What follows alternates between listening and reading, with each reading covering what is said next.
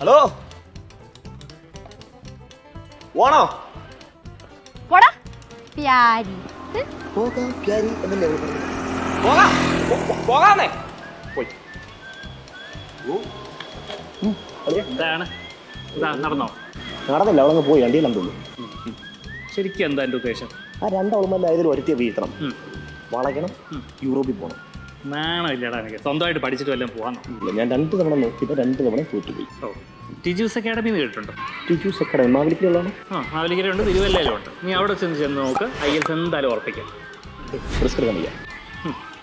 എടാ ഒന്ന് പോയി പഠിച്ച് നോക്ക്, ഉറപ്പാണ് വിജയം. ഉറപ്പാണോ? നമുക്ക് നോക്കാമല്ലേ? പക്ഷെ അവളുമാരെ പോയല്ലോ.